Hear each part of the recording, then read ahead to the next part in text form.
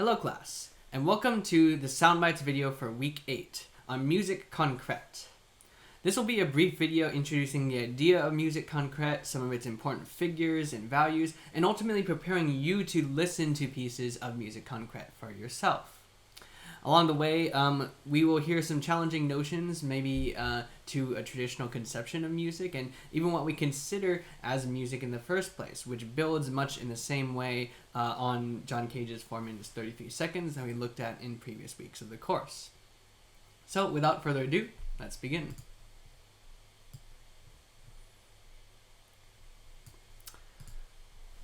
Alright, so I like to start us off with a quote. This first one by the composer Edgar Varèse, who we'll be studying about in this presentation. Varèse wrote, "To stubbornly conditioned ears, anything new in music has always been called noise." And then he posed the challenging question, what is music but organized noises? In other words, something that is new presented to the ear that then has to be understood as relevant in some way, usually relative to other noises or other aural phenomena. Okay, next we have from Pierre Schaeffer, who is the so-called godfather of musique concrète and much of electronic music as we know it today. Schaeffer writes that its determination to compose with materials taken from an existing collection of experimental sounds I name musique concrète. That is, he dubbed this new type of piece musique concrète. No longer dependent upon preconceived sound abstractions, but now using fragments of sound existing concretely and considered as sound objects defined and whole. Alright, so that was a big mouthful, so what did that mean? Well, notice he says that musique concrète is no longer dependent upon preconceived sound abstractions. What kind of abstractions is he talking about? Well, in this case, he would be referring to something like a pitch C, D, all the pitches of the scale, or especially when you start talking about things like chords, certain pitches together, a C major triad, for example. These are abstractions in the sense that they can be instantiated on any instrument or set of instruments, and it's not a particular sound until it's given voice by an instrument. However, what musique concrète is working with, what Schaeffer is pointing towards, is concrete sounds that exist uniquely and in a defined way in the world. So let's go ahead and talk about how we got into this with some of the origins of electronic music. Now, to do that, we really have to talk about the history of acoustic music as well. Now, when we talk about the history of music, much of it tends to focus on acoustic music. Electronic music usually just gets sort of a footnote in that history. So, music and music history had pretty much always consisted of traditional musical instruments, things like a piano, violin, organ, voice, flute, and so on and so forth. The development of music history, then, telling that story becomes about how traditional musical parameters, such as pitch, rhythm, or form, could be developed and recombined. For example, it's common to tell the history of music as, for example, a progression from simpler harmonic forms, like singing organum in all perfect fifths, to using chords of 3 or more voices built on thirds and sixths, to using more chromatic harmony, that is stretching the idea of a consonant chord sort of to the breaking point. And often these narratives will say, well, in the 1900s we got serialism, and that was sort of the arrival of stretching harmony to the breaking point, where the harmony itself or tonality no longer really mattered. And a similar story could be told with form, about how form was treated in medieval chant, to how it starts to develop into a sonata form in the classical period after some of the experimentation in the Baroque era, and then how that sonata form gets stretched into new forms in the late 1800s and 1900s. So those are just 2 examples. And so the mainstream story tends to focus on this idea of how these traditional parameters of music are treated, how they're either challenged and recombined, developed, and sort of have the envelope stretched to the breaking point. However, simultaneously to this, at least in the 1900s, sort of early mid to late 1900s, there's another strand of music which becomes empowered and enabled by recorded music technology, such as what we studied about, the record and the recorded music tape. And this strand began exploring these parameters that had traditionally been neglected or at least not emphasized in traditional musical history. Things like timbre. Timbre is the way a particular sound or instrument sounds, what makes that tone unique. What makes a violin, for example, distinct from a cello or distinct from a trumpet or flute? What makes one way of playing the violin with still string different from using vibrato on the string? Those are the questions that timbre gives us. Then there's texture, which is about how musical elements are combined sort of vertically, how thickly packed together they are, how spread out. Is the texture clearly delineated into background, middle ground, and foreground? These are the questions of texture, which traditionally, other than orchestration, music history and music theory hadn't done a great job of addressing. And then finally, it really drew on using new instruments and sound sources, in particular, sounds that were concrete in the world, things like a bell or a book or a slab of concrete, things which traditionally would not be thought of as being musical instruments. So this gets us to musique concrète, which is the movement that drew from these found sounds in the lived urban environment. It had a strong resonance with a growing population in urban environments that were surrounded with these sorts of sounds of the city all the time. So this movement viewed everything and anything as a potential source of music, and even embraced the so-called noise that traditional music might try to avoid, or things that would be considered dissonant. So musique concrète tended to lean into these rather than away from them. Alright, so now this gets us into talking about musique concrète. So earlier in 1913, there was acoustic theorist Luigi Russolo who published a book, The Art of Noises. And Russolo categorized sounds themselves into 6 groups. 1, roars and booms, and each of these goes on to list more examples, but I'm just giving sort of a general summary. 2, things like whistling or hissing. 3, human noises like whispers, mumbling, or muttering, sort of a cloud, a granular synthesis sort of feel. 4, beating on metal, wood, or skins, etc. Number 5, voices of humans or animals.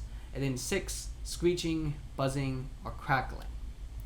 Now, I share these not in particular to, hold these up as an authoritative classification, but just to show that people were thinking about sound itself in ways that were more interesting and more fine-tuned than just saying it was noise, just calling it all in one blanket statement. There are maybe different kinds of sounds, different kinds of noises that can be played with for different sorts of acoustical properties and effects. For example, a hissing versus a beating on a piece of metal. Those are different effects.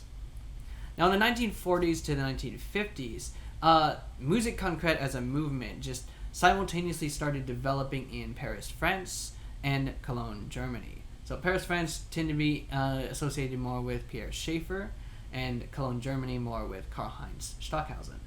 Now, the main idea of musique concrète is that it focuses on these sound sources that are typically considered to be non-musical, or just sounds in the world. And much like, again, John Cage's 4 minutes and 33 seconds, it poses to us the question of, well, what if these sort of non-musical sounds really are musical in some sense that we can apprehend? Now, these early electronic music traditions and experiments, they tried to draw a strong distinction between sampling, which is taking sounds from pre-recorded sources or existing sources in the world, versus synthesis, which was electronically generating sounds from the ground up, from a single waveform, a sine wave, for example, and then modulating or developing that in interesting ways. And when we look at MIDI and synthesis, those are more of a strand that we will start to come to. Now, there was this sort of big divide in approach early on, like, were you more in the synthesis camp or more in the sampling camp? But these days, most electronic composers are going to be using a mix of both types. We don't really have people falling just into the sampling camp or just into the synthesis camp. It's usually just a buffet. You take what techniques and what sounds you need from each bin as you need them. So I want to go ahead and just introduce us to some musique concrète artists who will be helpful to look at when studying this history. And note, this is a very small sample. I cannot go through all the list of important composers and engineers who we would need to tell about in this history. But we do have to talk about Pierre Schaeffer and also Edgar Varèse, two sort of like very early figureheads of electronic music. And then just to show some, sense of where electronic music might be going with a more present and very relevant face, there's Nina C. Young, who we'll talk about from the present. So let's go ahead and start with Pierre Schaeffer. So Schaeffer is widely considered to be the originator of musique concrète as a type of piece, and we'll be hearing one of his pieces as well as one of each of these artists in this week's materials. So Pierre Schaeffer tended to work with tape and records as their mediums, and then working at a mixing console using radio station equipment to apply effects and ultimately to produce pieces. And Schaeffer founded the Studio d'Essai in Paris to further study musique concrète as an art form, as something with the potential to generate new, interesting musical ideas and works. So he was very influential on later composers as well. Now, Schaeffer was particularly interested in the envelope of sounds. This is things like the attack, sustain, release, and decay of sounds. Attack is when the sound first comes on. Ah versus ah. Those are different attacks. Sustain means how is it sustained? Does it die off or does it stay flat? Ah, that's flat, versus ah loses some of its resonance. Release means how rapidly does the sound come off? Does it go from 60 to 0, as it were? Go, just stop? Or does it go, and taper off? And then finally there is decay, which is when the sound has released, is there an echo, a reverberation, a tail that actually takes longer to decay than just when the sound stops. So these parameters were a way of thinking about sounds in a way akin to classifying musical pitch, harmony, and rhythm. The same as we would talk about a chord being major or minor or diminished or augmented. Well, now we can talk about our sounds as having high attack, high sustain, quick release, low attack, things like that. So, in other words, Schaeffer's work strove to help others to hear the potential musicality of these concrete sounds. And then one of Schaeffer's pieces, which is quite well known, the Etude au chemin de fer, was created entirely from recorded audio of trains using this audio processing technology at the Studio d'Essai. And it was considered to be a groundbreaking demonstration of the musical potential of musique concrète. You'll be hearing this piece along with others of Schaeffer's in this week's materials. Next on the list we have Edgar Varèse. So Varèse is sometimes referred to as the father of electronic music and very influential, especially in the United States. Now Varèse is kind of known for two main things. One is developing the percussion repertoire, and as once percussionist in high school and college, I'm very happy for that fact. And second is the way that he's developed electronic music, or at least the incorporation of tape elements and electronics into acoustic pieces. Varèse, he frequently wrote for percussion ensemble, and he was one of the first composers who was writing for this medium, especially solely for percussion. Percussion might have been used as sort of the decoration or the window dressing on pitched instruments, like in an orchestra, but Varèse really looked at percussion as being a robust source of musicality in and of itself, even though they were non-pitched instruments. So working with percussion brought Varèse closer to this world of music as pure sound, instead of just sort of a limited range of pitch, harmony, and the like. Now Varèse had this vision of sound as being living matter, which sounds sort of airy and fairy, but what it means is that he viewed the sound mass as an organic entity, one that could change and grow and sort of move on its own, rather than being rigid, delineated into 12 pitches within an octave. Now, a couple of Varèse's pieces that are significant. There is the Poème électronique in 1958. This piece was composed entirely using electronic means, so more like the synthesis side, and debuted at the Brussels World Fair, where it was broadcast over 400 speakers to 2 million people across the fair. So quite an impactful and influential piece for the history of electronic music. Another piece worth mentioning is Verez's Desserts, which is a piece that was made from tape-recorded sound along with percussion and other instruments that was premiered in Paris.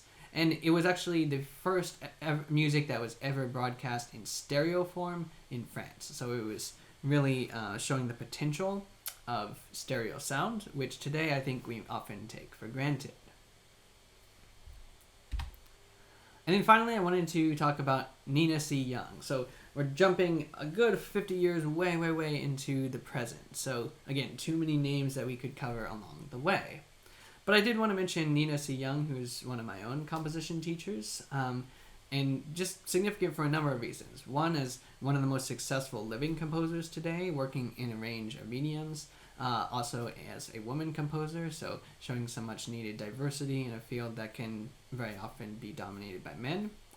What I think is interesting about Nina Young is that she got her start in studying marine biology and acoustics in her undergrad.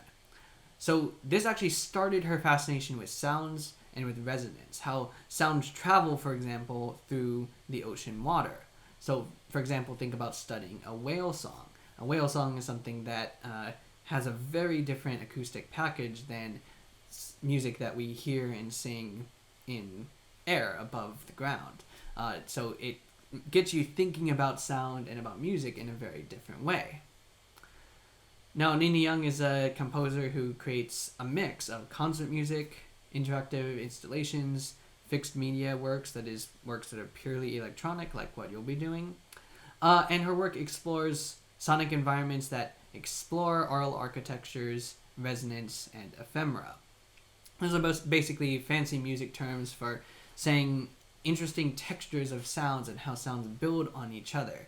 Resonance, things like reverb and how the environment of a sound impacts its form. And ephemera, meaning these little pieces of sounds which we may not notice and often just emerge in the process of processing a sound. And she's saying, let's try to latch onto that and pay attention to it. Now, Nina Young also is involved in pioneering the development of a new spatialization technique, which is called the Wave Field Synthesis Array, at the IMPAC, the Experimental Media and Performing Arts Center. So again, with this idea of thinking of how the space you're in can resonate with sound and affect the way that that sound is perceived through the process of spatialization. Now, what I really love to highlight with Nina Young is her fierce commitment to the intersection of acoustic and electronic music. With her, it's very easy to see that no longer is electronic music just sort of cordoned away in its own pocket, its own separate stream from the mainstream, which is all about acoustic music. In Nina Young, you really see these two streams come together in a harmonious way. And to me, this proves that electronic and acoustic music today are really two sides of the same coin, rather than two completely separate departments or silos, much as we often can tend to treat them as such today. Now, for my last slide, what I wanted to do is give us a primer for listening to musique concrète and electronic music, because I'll be assigning you to listen to one of the pieces from each of these three composers as a way of getting into your flip video discussion. Now, I acknowledge that even from my own life history, listening to fixed media and musique concrète pieces can be challenging for those accustomed to listening to traditional music, especially if the traditional music is just music over the radio in song form and not things like concert music. And I remember struggling with this myself through a lot of my graduate education and going to an electronic concert and thinking, man, none of these pieces make any sense. You know, where are the notes? How can I understand it? However, what I hope to show in this brief discussion, as well as through the DeSantis readings that I'm giving you this week, is that musique concrète and electronic music still follows the same principles as the acoustic music that we often love to listen to. Now, there are just some differences, some slight shifts in emphases. First of all, in electronic music, the parameters of timbre, texture, and form are extremely important. And it's not to say they aren't in acoustic music. It's just, I think electronic music composers tend to have an ear even more focused for things like timbre and texture than acoustic composers might be. So timbre is just the idea of how an individual sound can sound. And with electronic composers, this may mean paying attention to a particular sample or how a particular kick drum sounds, and just fine-tuning that and modulating that endlessly until it's just right. Texture refers to sort of the buildup of sounds, how transparent things are, how thick, how thin, and electronic music is really all about that, how sounds sort of build on each other and contribute to the texture or thin out from a larger texture.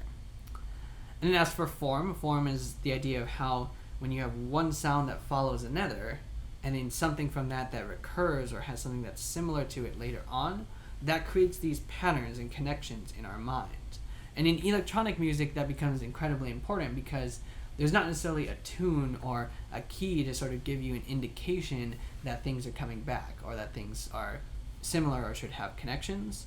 It's all in the inherent properties of the sounds which will lead you to do that, or the source of the sound, like if everything was taken from a train, for example, or a bell. Now, here's the part that was groundbreaking for me, and I fully confess I was skeptical when I first heard this as well from my colleagues who worked in electronic music. I remember asking them sometimes, or asking my teachers in electronic music, what should I be listening for? Like, how do I judge, how do I assess an electronic piece of music when I'm hearing it for the first time? What am I listening for? And they would tell me, just as I'm telling you now, well, you listen for pitch, melody, harmony, and rhythm, just as the same you would in acoustic music. And like I said, I looked at them and treated them with quite a bit of skepticism, as you might be doing to me as well. But I can confirm that these parameters are also present and very important in electronic music, albeit in different ways than in traditional music. So for example, with pitch, you may not have a C or E or G, but you might have a spectrum of high to low pitches. And that distribution means something. Do you have all these low pitches grouped together? Do you have all these high pitches? Do you have a range spread out between them? Do you have a very high pitch and a very low pitch with nothing in between? Those are all things that matter. Melody would be how the highness and lowness of the sounds introduced connect over time. So just as you might have da da da da da da da da da da, like that, have that shape, you could have sounds or samples that sketch out a similar shape, right? Go from low to high.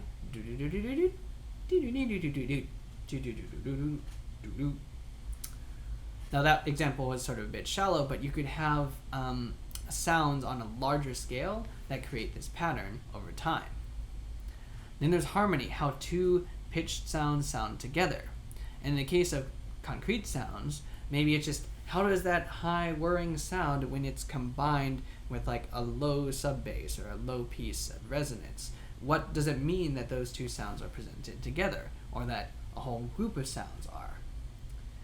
And then rhythm is also important. It might not have the sort of 4/4 meter, 1 2 3 4, 1 2 3 4, that like boxed in meter that we're used to, but it could still create regularities of its own. For example, if you have a sound that goes, that's a little maybe too rhythmic, but you get the idea. It could create a sense of regularity, and then you can have other events that play off of that. So it's like